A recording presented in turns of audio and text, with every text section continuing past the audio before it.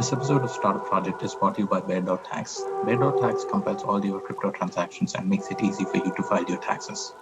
Check out Bear.tax, that is BEAR.tax, Bear.tax. Hey Kirby, welcome to the show. Thanks. Happy to be here, Nataraj.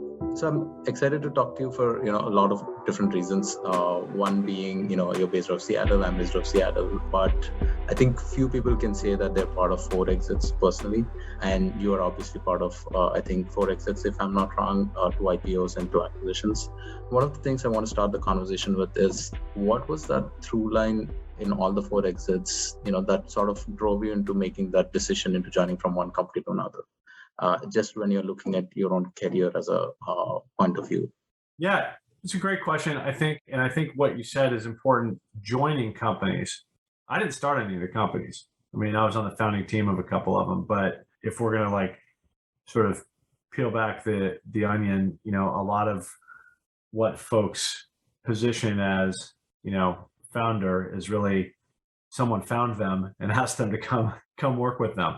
And so I'm very, I try to be transparent about that. But I think the through line, to me was just picking the right teams to bet my career on, really, right? Picking the right leaders and people who, I thought could do one of two things. One, either, financially engineer, a capital structure that could allow the company to scale and grow hyper rapidly and create outsized value and take market share. Or the second is just a company that has incredible technical talent and the ability to simply outperform, established competitors by creating magical products. And so, the latter would be Adam Doppelt, who I was fortunate enough to work with as CEO of Dwellable. And Adam was a guy who'd created a number of incredible technologies. He created one that ended up being the home screen for TiVo. He created OpenTable. That now we'd be talking. Not OpenTable. He created Urban Spoon, which was a huge hit and a great success. And so he always had this knack for just having a new take on kind of an existing problem. And so when I had the chance to work with him, I was like, it was a slam dunk. Because I knew then my job would just be to sort of execute and make sure that we had the resources to give Adam and his team the space to create the magic. And then in the case of Marchex and GoToNet, it was really Russell Horowitz, who was the CEO of both companies and had a strong background on Wall Street before he came into tech and knew how to use public market equity to rapidly create value. In the second company, Marchex, we did a $200 million secondary like a year and a half after we went public that sort of 5x the valuation of the company and allowed us to buy a huge amount of virtual real estate in the form of domains, which is so it's I guess by sort of coming back to the question, it was about picking people who I thought could give just an unfair advantage to the business, and then hopefully give me a lot of leverage on my time, my investment, my opportunity cost, because obviously, I want to make sure that I'm spending my time doing something that's something worth doing. The reason I was asking that question is because that's a well-known strategy right now. A lot of, early, growth stage employees often do is, you join a pretty early stage company, Series B, Series C, and, you work and, sort of develop your own zone of excellence and just replicate the same thing in multiple companies, over the next couple of decades. Like that has been pretty provable, career path. So I was wondering what your take was, working across these companies. I don't know, man. I never had really a plan. I thought I graduated in 1996 and I thought I was going to work, I moved to Manhattan. I thought I was going to work in advertising, which I kind of did end up working in advertising, but just on the internet, funny enough. But I didn't have a career plan. I mean, I think I visited the career planning office at my college once. Like, I just was fortunate that I'd done some copywriting one summer for a guy who ended up co-founding an internet company, and he asked me to come be the marketing person. So I was on autopilot for most of the decision making. And then when I did decide to, do the third company, I was recruited, and I guess the fourth company too. So by that time I was taking C-suite roles And so it was like, rightly or wrongly, I felt like I had my zone of, nah, that's not true. I guess the third job I had was chief revenue officer, briefly at a startup that raised $18 million, and then the CEO left, and I got to be the CEO, for better or worse. But I made that move because I did want revenue responsibility, direct. I'd had it as a GM, but I wanted to have the vertical experience, and it was so that. And then the fourth company, I mean, I think I wanted another shot at being CEO. I kind of, the third one I took over, it was a battlefield promotion. And the fourth one, I was like, okay, now I can do this from day one. And, I was wrong, but that's okay. Like we managed. Thank God for the team being super acquirable and building something that was really cool. Yeah, I mean, and that's kind of the thing is sometimes if you're, the story doesn't always end the way you think. Like if you're running around chasing your zone of genius, you might end up just realizing all you've discovered is the things that you're not suited to do. You pick up a lot of skills, working as long as you're diligent. Like I always say, I worked really hard and that got a lot done, but I wasn't necessarily really great at too much. But even just getting those skills over time and then figuring out that you don't really want to apply them to a startup, that's valuable. I mean, one of the things about acquisitions is you hear it, for a couple of days in the news cycle, and then everyone forgets about it, right? But there's almost a lot of activity that happens before it and after it. What are some of the things, that you think, since you're also now in early stage investing, what was your vantage point tell you about why companies acquire, and at least from the couple of ones you see? Yeah, I mean, I can speak to that. So typically companies are either they're buying, I guess let's leave out acqui-hires because those are sort of not that interesting, except for if you're on the team and even then. But typically like good exits are happening because companies want one of three things. They're either buying revenue, they're buying, and sometimes that's a revenue / like book of business, right? So you want to have those customers because they're an adjacent industry that maybe you're not already playing in. The second reason is, for sort of strategic evolution. And so you think about IBM having done a lot of that historically, buying their way into categories where they couldn't necessarily build a valuable, beachhead position in an emerging technology. And Oracle's done a lot of that type of acquisition in the last 20 years. So companies that they see the cloud coming and they're like, well, we can't create, the cloud, so we need to buy a cloud company. So sort of, I would say strategic evolution is another, core support. There are companies that are playing, offense or defense against competitors. So we were acquired, by HomeAway largely because their mobile app sucked and they were getting their ass kicked by Wall Street over it. And, because their competitors were outpacing them on mobile. And we had an amazing mobile dev team and amazing mobile app. And so we filled a hole for them. Same when we sold to comScore 2 companies ago, they were constantly getting beat up about their lack of sort of ad tech adjacent solutions or ad tech plugin. And we sort of read those filings and we said, well, gosh, we fit right in there. And sure enough, they reached out. We launched a product and it was doing $100 million, 2 years later. And so sometimes it's as simple as that. Yeah, I'd say, I don't know if that's a great answer, but. Do you think companies strategically can position themselves for great acquisitions? I mean, startups or companies, however you look at it. Yeah, absolutely. So I would say as you get past your 0 to 1 phase as a startup, you start picking your head up a little bit. Like you should definitely you should make your own sort of market map of the value chain in whatever market that you're playing in, and who are the players and which layers of that value chain do they live in, and can you augment what they do? Do you compete directly with them? And then you can start to research, if they're public, you can look at their filings and looking at filings is painful, but like listen to their conference calls. And there's always some like sell side analyst that's, needling them about something in their business. Just pay attention to that. And look, like I've always been a long game kind of relationship guy anyway. It costs you just a little bit of time and focus. By the way, it actually doesn't cost you because it's worth the investment. But if you're a CEO of a startup, especially in B2B, you should be talking to the public company analysts who cover all of your competitors and potential acquirers.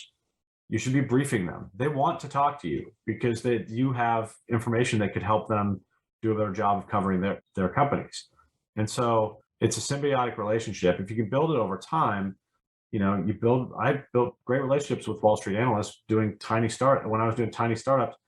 They start to whisper to the companies that they cover, hey, have you heard about like this? Why are they doing this and you can't do that? You can start to sort of plant like ideas in their head. And that often leads to inbound from acquirers, where if you're just quietly minding your business and hoping that the best product wins, you won't have those avenues. And the second thing is, in the unfortunate case that you do have to sell the company, you'd much rather have relationships built. People, it's all people all the time, right? So if you have a relationship with a human and they know about your wife and kids and whatever, it's vice versa, and you've met at some conferences, you've had a couple cocktails, or you've gone to dinner, when year 3 comes around and you can't get your Series B or whatever, now you can make that phone call. And they're not going to be generous with their offer, but like it's warm. They know you, they trust you, you can shoot straight with them as much as you can ever do that. I think relationship building direct is also really important. I think relationship building outside of corp dev is really important. I think product people generally make the buy decisions and deals that go well. So people are always chasing corp dev, but really you want to have an excuse to get to know the product folks. I think also this is a place where your board really can make a difference. So you could have a board member who only shows up at half of the meetings and is asleep the other half of the time and won't introduce you to any investors and is dead weight. And if you're trying to sell the company and they can make 3 back channel calls to get a process to appear to have spun up for the sake of sort of stalking your main offer, they've just paid for themselves 20 times over. And you need people on your board who can do that kind of work, ideally. I want to talk more about the board dynamics, but before that, since we're talking about acquisitions, do you think any companies right now are really good or attractive in terms of acquisitions for larger companies? I don't spend a ton of time thinking about it anymore, odd as that may be. I'm so focused on, really, at Ascend, we write the first check into your company, right? And our goal is to really just get you from like first check to institutional seed or A. We're very happy when our companies matriculate to a point where their decision is, should we sell or should we go public? But by that time, I don't have,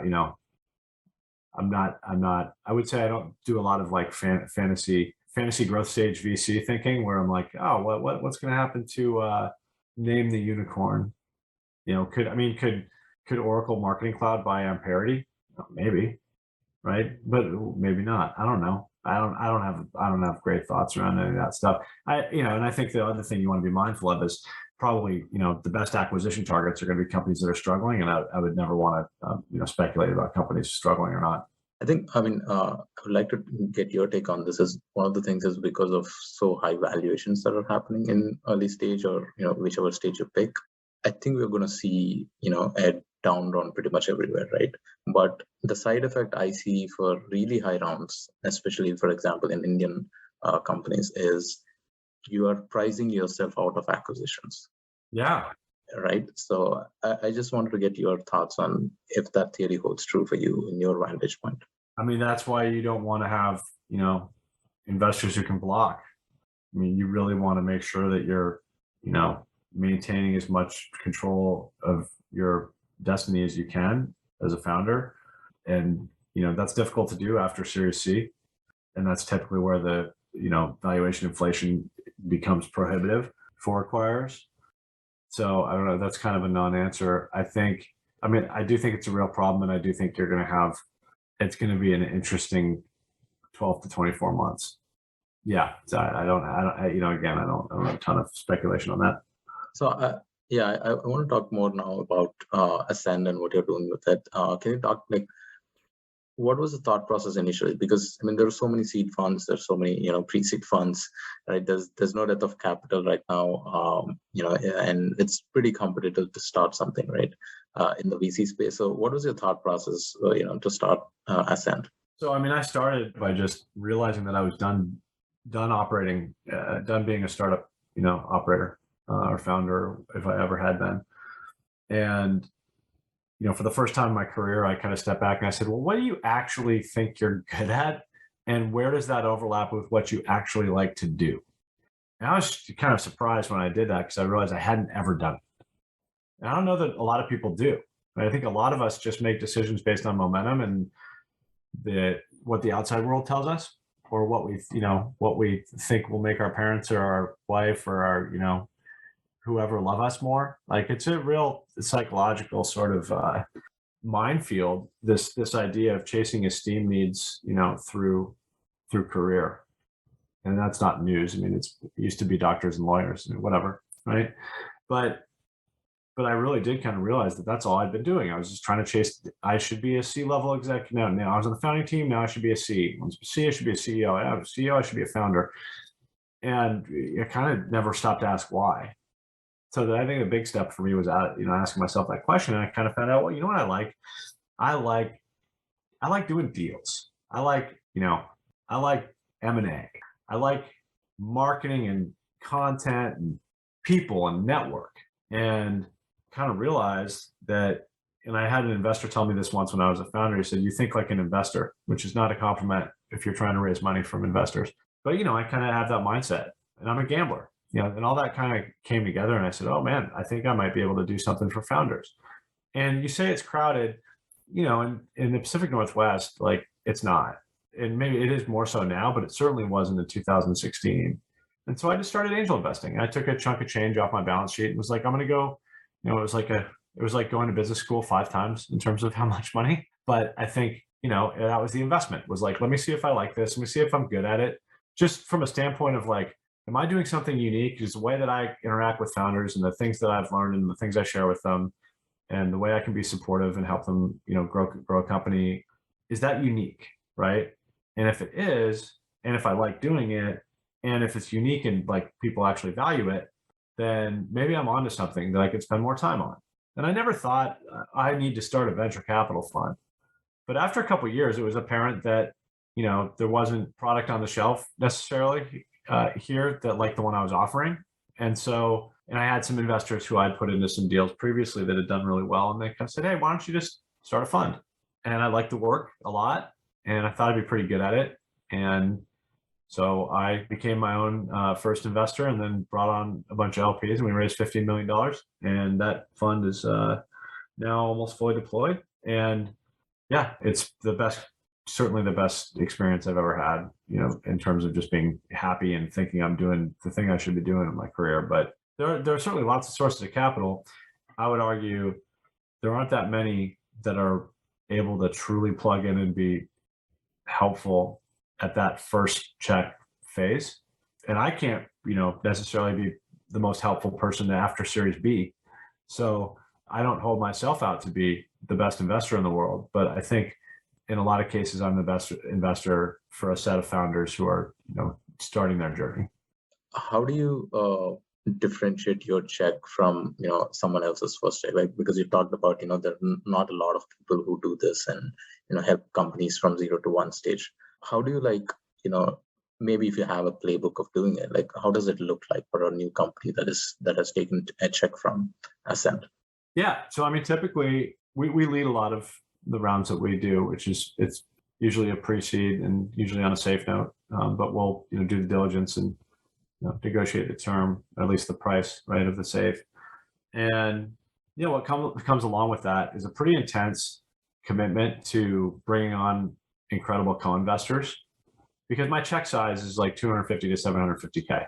So usually that's not enough to cover a full round, and I don't want it to. I want to have, a diverse, robust group of people around the table who can help. And so for a lot of founders, they're coming to me and they've got a couple angels that they've talked to. A lot of times they'll have like their, the CEO of whatever startup they were at previously is backing them, but they're especially up here often under networked when it comes to investors. So there's a great group of folks up here that I like to partner with on deals, and there's also a really great group of folks in California that we like to bring into our pre-seed rounds when it makes sense. And so it's initially just a flurry of activity with dozens of introductions to investors. Usually the first thing I do after I commit is say, okay, now this is how I would maybe evolve the pitch and the deck a little bit.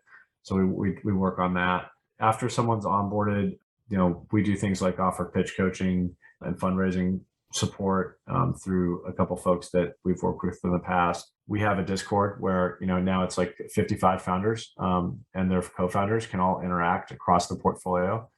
So they're sharing, notes about hiring, notes about, how do you outsource, SEM and what agency is good.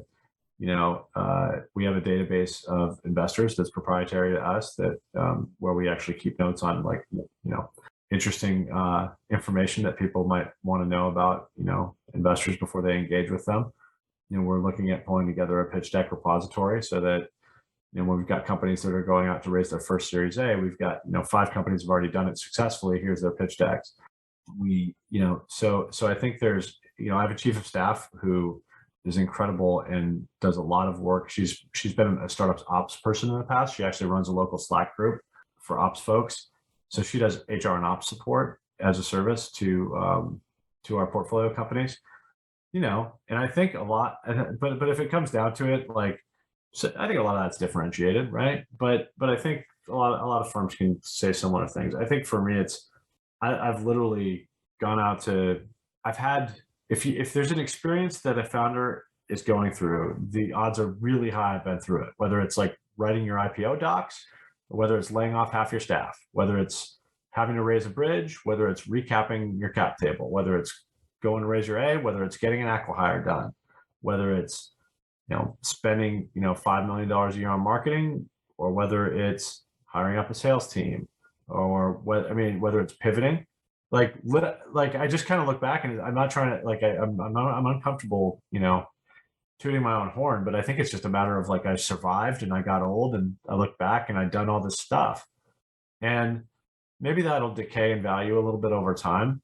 But as I look around right now, again, I see a lot of investors with 20 years of experience investing, which is really, really important and useful for companies as they move beyond seed.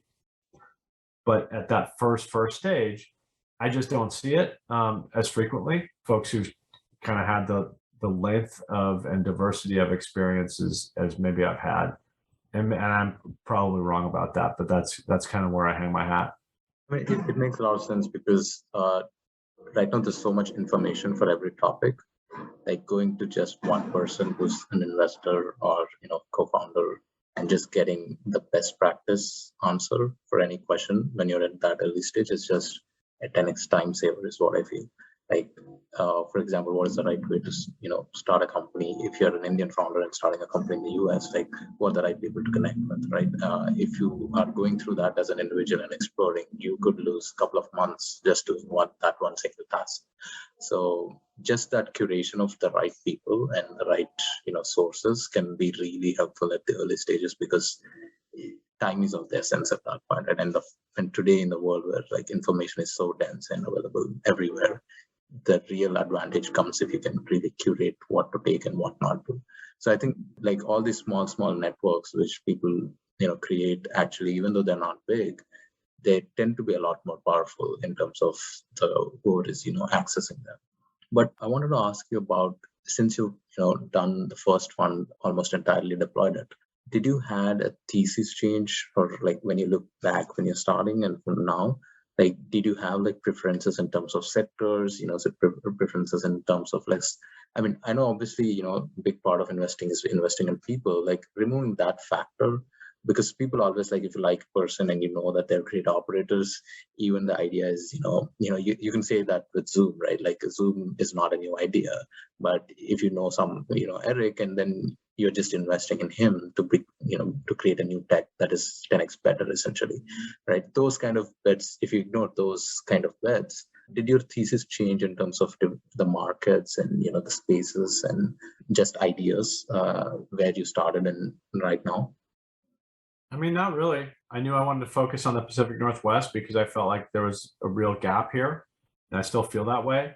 And I'm more bullish than ever on where we are as an ecosystem. I mean, now for decades, people said, "Oh, we got two $1 trillion tech companies, but where are all the entrepreneurs?"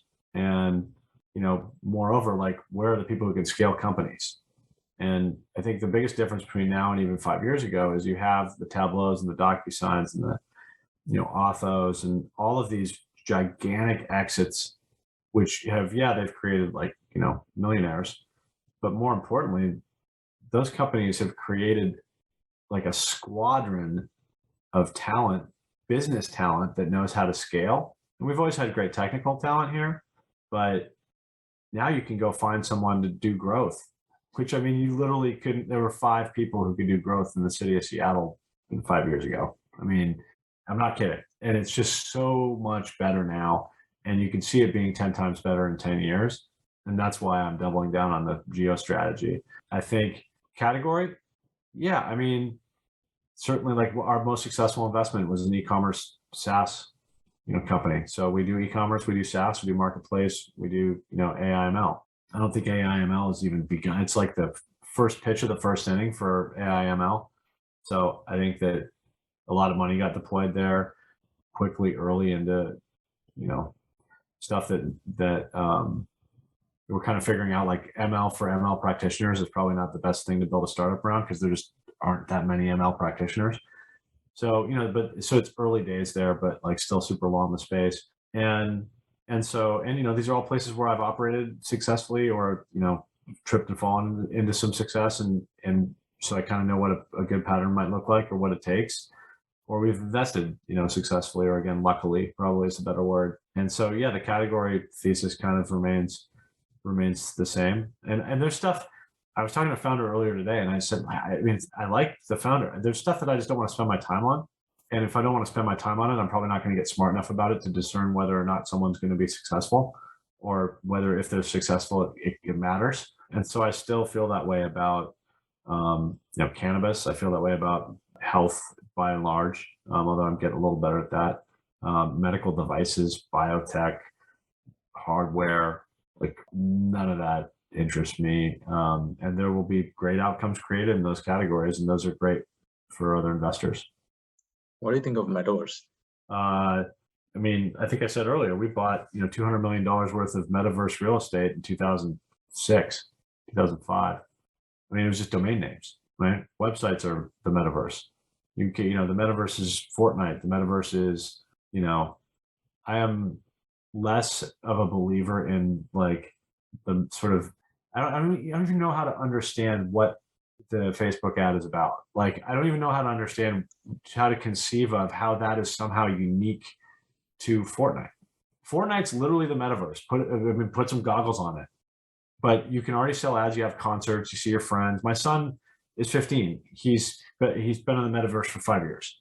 So I think it's hype. Actually, the closest thing I would say to Metaverse is, one is Fortnite, but if you look at the game engines, right, they are really in the Metaverse. Like, what else do you need? Like, if you put a headset, you're already in, and you can generate, and they can be generative, right? Because you can program them to evolve, as real estate or whatever. You can evolve those universes because you just click and there's a new building or a new tree or. Right. Yeah. There's a reason that like most conceptions of the Metaverse, like somehow channel Ready Player One. Like, it's humans are human. I think there's also the hardware limit of what you can perceive, right? So I think that's a big part of where the limitation is, because the software, I feel, is already there in terms of. Yeah, right. But also like our brains are very difficult to solve for, and people still get violently ill when they work out in VR for more than 10 minutes. They get violently ill. Like, it doesn't mean that at some point we won't all be like, hardwired in via wetware to like some, Fortnite 10.0 version where everything, where many of the behaviors that we, engage in and the things that we like to do, become virtual. It's probably inevitable, but the idea that that's going to happen in some like, tectonic shape shifting, like immediate way is ridiculous. That's what I think. The rebranding is quite interesting, right? Because we rebranded everything into Metaverse. Pretty much every game is now non-game. It's a Metaverse. Right. So that's an interesting aspect. And I think Meta, the company, has its own reasons for doing it, right? Sure. Primarily, probably the brand reasons, I would think, because right now I think their biggest reason is And I mean, they're chasing a multiple. So I mean, it happens, right? People like get tired of. I think they realize that the value has been extracted from social and that it's a dying category, and you need to stay ahead of that. You have shareholders, so it's understandable. And also the fact that now, because of the scrutiny they faced over the years, they couldn't acquire their way to the next thing, right? Because if you want to pivot to make it a gaming company, you can't acquire a big company, right? So now they have to build it internally. And this is a great rebranding to set the stage that, okay, we're going to invest tens of billions into building whatever we want to build because we can't acquire, right? I think that's also one of the reasons I feel why they're, heavily branding into Metaverse. That's really insightful. I mean, and you kind of call back to your earlier question about why do companies acquire companies, and that's right there. Yeah, I thought, when you're an investor, you're consistently getting pitch decks, right? You're getting pitch decks, you're in founder calls.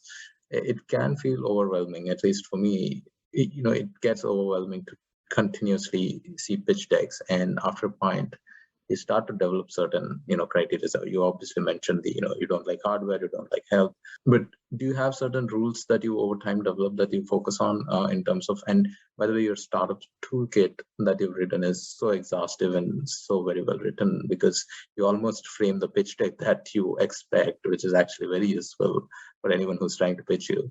I think more investors should do that, or just copy that in their website and put it there, because what happens often is the first time founders usually have this understanding of what a pitch deck should be and what the investor is often looking for, and I'll probably replicate your idea and put it somewhere in one of our websites. I think that's great. I think it's great. I mean, I think you're right. I think everyone should do it. I mean, because if you're not plugged in and you don't come from the Valley and you haven't, don't have like 5x, startup teammates who've raised their own, money for their own, like, I feel like it's in the water down there, and teams down there just know how to build a deck and they know how to pitch. And that's just not the case in any other market. And so you do have this just huge disadvantage for folks who haven't been through it. When I did my first deck, I mean, my investors ripped it to shreds, and that was a valuable experience. And again, I can relate to whenever I talked to founders earlier today who were pulling together a seed deck, and I was like, I'm going to channel that feedback I got, 10 years ago around things like put numbers on your slides, things like you can only land 1 point per slide. So make sure that it is a breadcrumb that leads down the path of the narrative that you want them to end up with.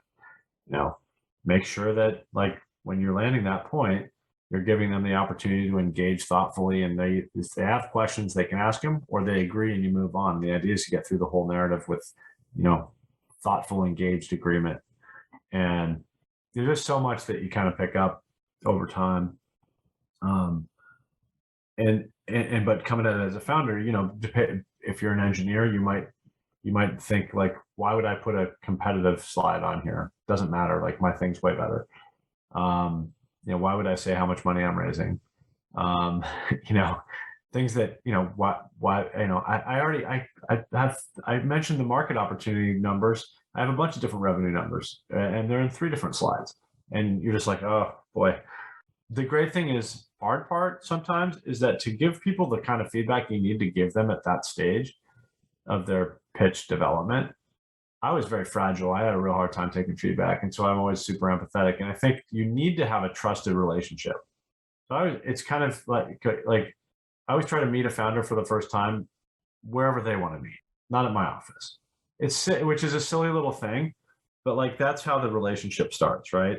Is kind of, I'm not the important person here, like you are.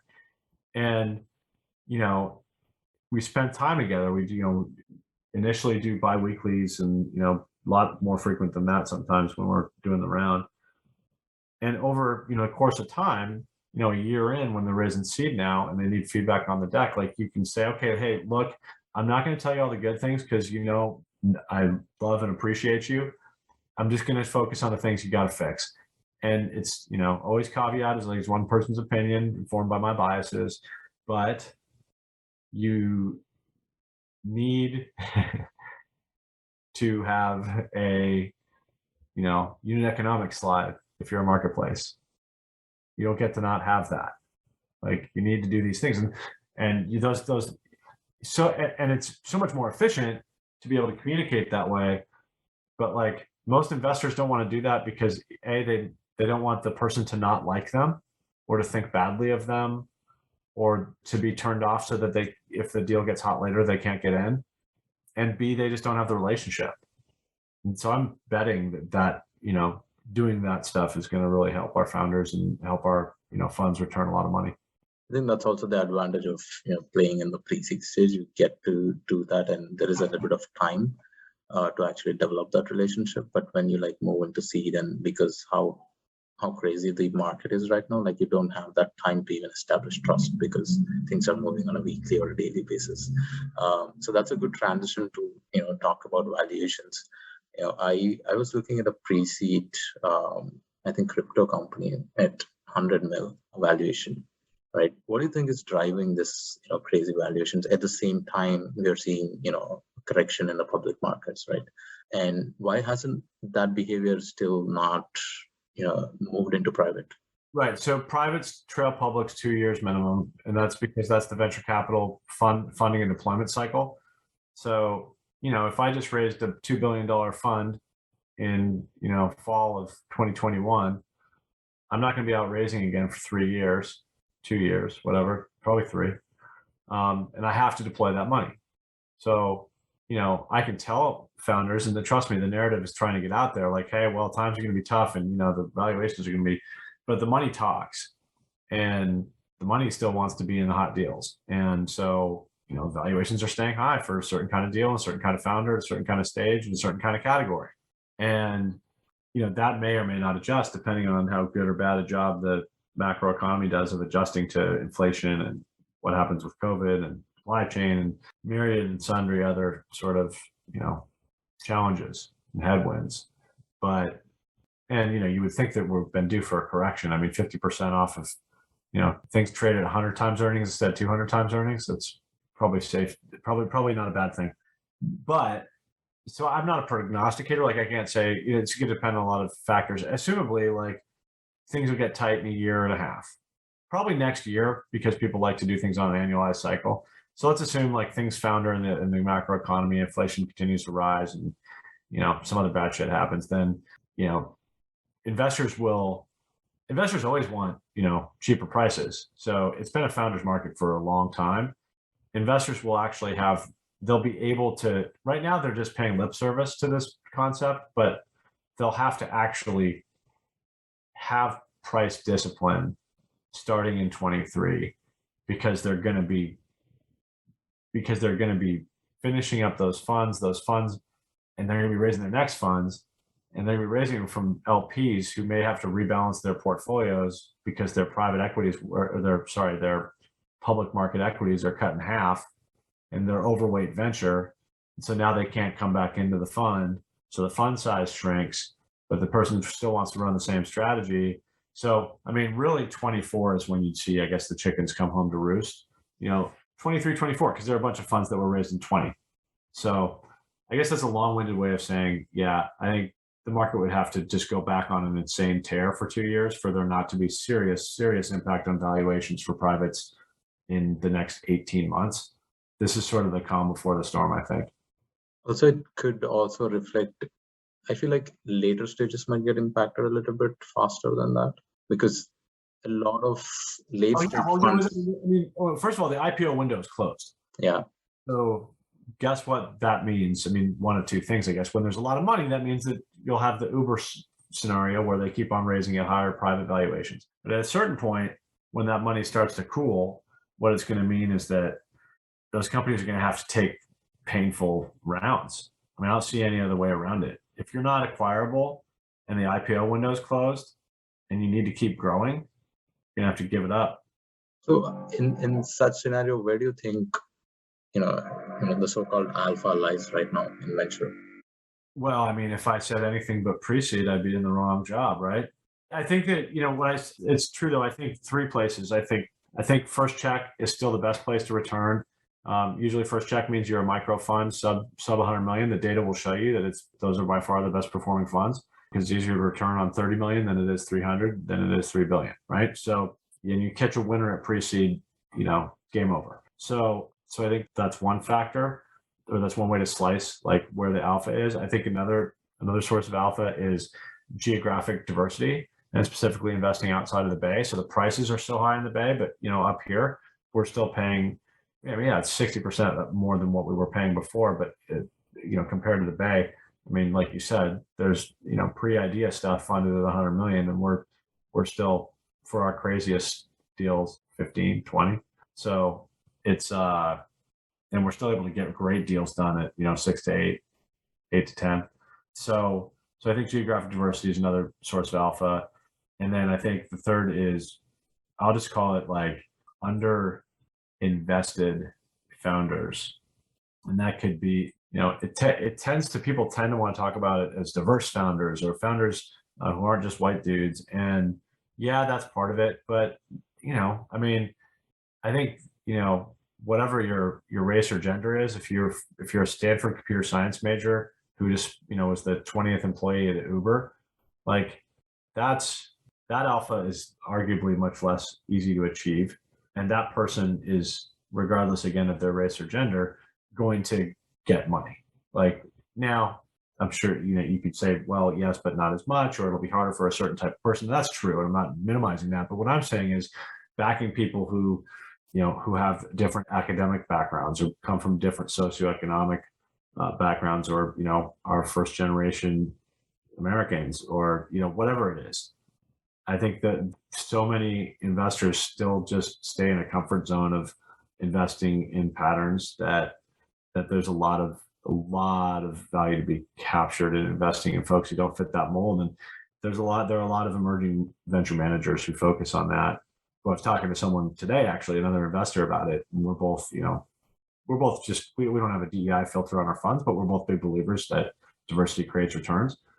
And I think the challenge is for us as emerging managers to implement that kind of portfolio strategy. We need the downstream capital to show up and back our founders of color, or our female founders, at the same rates that they're backing our other founders. So that's the thing that really, I think, needs to happen for that alpha to truly get captured. Because at the end of the day, like as a pre-seed investor, I just need my companies to raise more money from good investors. And I don't always see it happening like I'd like to for everyone, even when the merits are the same. Does that make sense? Absolutely. I think, are there any investors who are doing that better, especially in Seattle area or like Pacific Northwest, in terms of either there could be solo GPs or micro funds who are focused on finding, because now that we're in global, like, because you're not often going to find these founders in a metro, or in the same places that you previously found, right? So how do you reach out to those guys? Yes, I guess I can't answer for other funds, and I hate talking about other funds because I don't know what, I have no insight into their strategies, or how they treat people, or what they do, and like I always assume everyone's doing the best they can. In terms of finding founders, there's, as far as I can gather, being relatively new at this, there seem to be two ways to get deal flow, and one way is inbound and the other way is outbound. So outbound is you hire a bunch of associates and you send them to go and stalk everyone on LinkedIn who says that they're doing a new thing, and you write scrapers to figure out like who's moved jobs, or whose earnout is up from the last company they sold. And you're super data driven and you chase those people. And then there's inbound, and that's my strategy, which is I just try to do a really all the time that I could spend like chasing people on LinkedIn. I just try to do a really, really good job for our founders. And then I try to put helpful content on my website. And like that's my strategy. And I believe that over time, if I do a good enough job of that, and I make that the goal, and I do that for every founder, not just the ones that are successful, that the reputational network effect of that and the referrals that come in will put me at the heart of the right type of deal flow, both from a diversity perspective, be that geo or otherwise, or certainly from a qualitative perspective. And that's the bet I'm making. And I think a part of it too, by the way, I've had so many, because we have a relatively diverse portfolio for, kind of any way you slice it. And people have asked me like, well, how do you get, I've had so much trouble getting good deal flow for founders of color. How do you do it? And I said, well, invest in some is a good way to start. Like, if you can model, if you can show like folks that, hey, someone like me, someone who looks like me is like on that VC website, like as silly as it might seem, like it apparently makes a difference. And you got to kind of be about it, not talk about it. And I think that really helps. And I think a lot of, and I will say, I hear a lot of, I can't speak to it, but I hear a lot of people from underrepresented backgrounds who try to raise venture, speaking about firms that will make big commitments to BLM or to Black History Month and make a post on the, on Twitter or whatever. And then you go to the portfolio page and there's literally not one founder of color. And so again, I'm not a social justice warrior, trust me, but I do think that I do trust people and their experiences. And that's the type of thing I hear. And, again, I just think it's good business, not to mention like the way I want to go about my life, to focus on one thing when I focus on a founder. And that is the problem that you're trying to solve a $10 billion problem? And are you uniquely suited to create a $10 billion company around it? And that's it. We talked about, being part of a board and, the board member decision making when we were talking about mergers and acquisitions. You are obviously part of, I think, 4 or 5 companies as a board member. I'm curious, how do you decide in terms of being part of a company's board? Are they always natural extension of, being an investor? And what do you see the main function of a board member? So I don't take board seats anymore. It's not scalable. I think it's really important for later stage investors to have board seats from a fiduciary perspective. And so I think that's one of the big roles that a board plays is, making sure that companies are, deploying the funds that have been invested in them in a way that is in line with the strategy that, the investors invested in. And that certainly that there's no malfeasance and that, companies are making their best efforts to be diverse hiring managers and create a culture that's, positive and welcoming and all those things, right? For my money, and I think it's important for companies to have boards relatively early because for a couple of reasons. I think one, it just sets a tone and a cadence for how you need to be honest with yourself about what you're doing and what your business is doing, because it's easy to go hide and build. And the second thing is it's a great way for you to hold your team accountable. Maybe when, the footing has shifted, you've raised your first round of capital and the CEO now is different than just the other co-founders, but the co-founders all feel like they're co-founders. The technical co-founder may say, well, I don't need to give you a roadmap. It's going to be done in 2 weeks. Classic problem, right? Well, then for me to use the political capital, the relationship capital with that technical co-founder to convince them that they need to be accountable, that's the number one cause of like technical co-founder breakups. If you can bring it to the board, you say, hey, listen, Jennifer, I know that you're tearing your hair out trying to build and, we're going a million miles an hour and you don't want to do this, but my board has got to have a roadmap. Like our investors need this. And so, you got to sign up for when you're going to deliver X, Y, and Z. That's huge, right? It can save a company. And if you don't have a forum for that early on, it's really hard. So, so please have a board. Just don't ask me to be on it.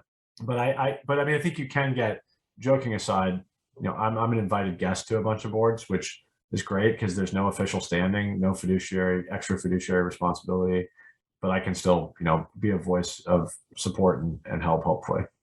What is a good time for a company or for an early stage startup to think about forming a board? Post-seed. So we're almost at the end of our conversation. I want to end the conversation with one final question, which is, what are your favorite investors you try to follow, admire, or emulate over the years?